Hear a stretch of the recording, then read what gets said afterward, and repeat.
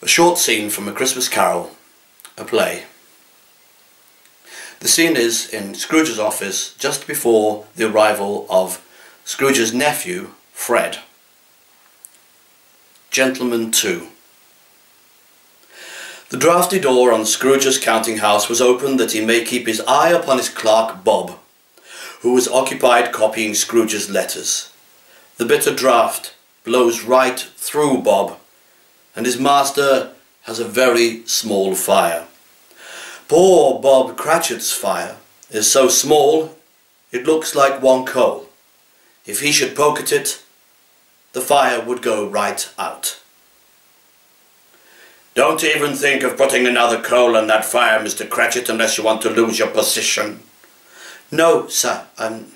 Sorry, sir. Very sorry, sir." "Merry Christmas, Uncle. God save you." "Humbug." "Christmas a humbug, Uncle? You don't mean that, I'm sure." "I do indeed, sir." "What right have you to declare yourself merry? You're poor." "What right have you to be so dismal? You're rich. So therefore, a Merry Christmas, Uncle." "Out upon Merry Christmas. What's Christmas time to you but a time for paying bills without money? A time for finding yourself a year older and not an hour richer. A time for balancing your books and finding all you have is more debt. Let me leave it alone. Much good may it do you. Much good has it ever done you. There are many things from which I might have derived good, but from which I have not profited. However, Uncle, I am sure I've always thought of Christmas time as a good time, a kind, forgiving, charitable, pleasant time. It is a time for thinking of others, people much worse off than oneself. It is, well, the only time I know of when men and women seem by one consent to open their shut-up hearts freely and to give freely.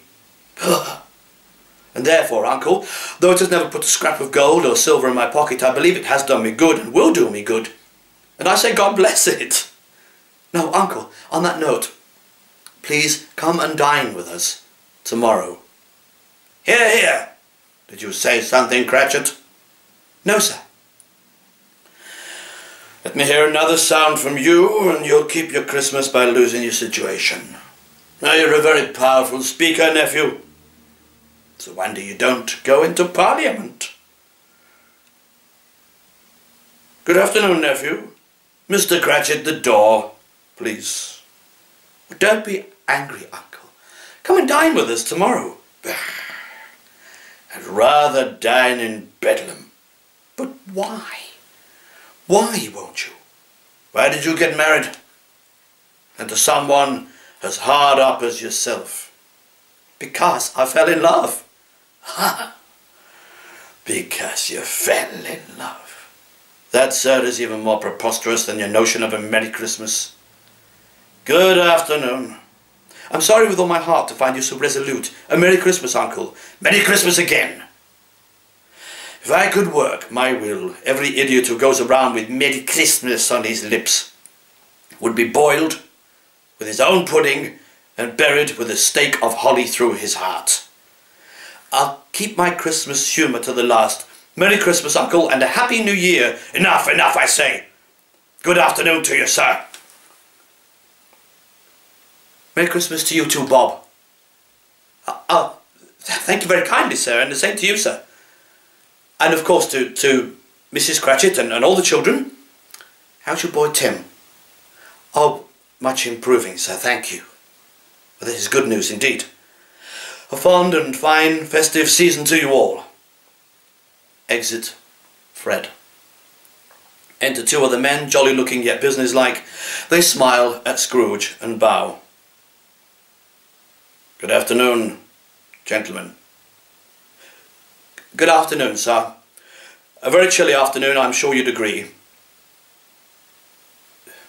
Regardless, at this festive time of the year... Oh, I do beg your pardon, sir.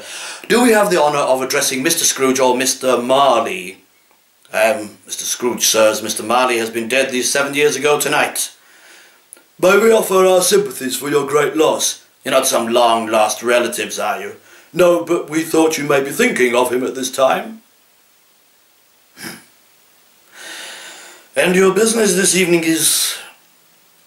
So, Mr. Scrooge, we feel it is more than usually desirable that we, better off folks, should make some slight provision for the poor and destitute. That money would then go to those who suffer greatly at this present time. Many thousands are, as my friend was saying, many thousands are in want of common necessaries. Hundreds of thousands are in want of common comforts, sir. Are there no prisons? Are the union workhouses now closed? Plenty of prisons, and the workhouses are regrettably all too busy. I wish I could say they were not. But under the impression that they scarcely furnish Christian cheer of mind and body, a few of us are endeavouring to raise a fund to buy the poor some meat and drink and means of warmth. We choose this time of year because it is a time of all others, when want is keenly felt and abundance rejoices. What shall we put you down for? Nothing. I see, you wish to remain anonymous. I wish to be left alone, gentlemen. I don't make merry at Christmas, and I can't afford to make idle people merry. I help support the prisons and the workhouses through my taxes. They certainly cost me enough. Those who are badly off must go there, not so. Well, many can't go there, and many would rather die. If they would rather die, they had better do it, and decrease the surplus population. Good day, gentlemen. Mr. Scrooge, surely, for charity's sake, it is our business to help those less fortunate than ourselves. It is not my business. My business engages me constantly. You are interrupting it, sir. Good day to you. Mr. Cratchit, show these gentlemen out, if you please.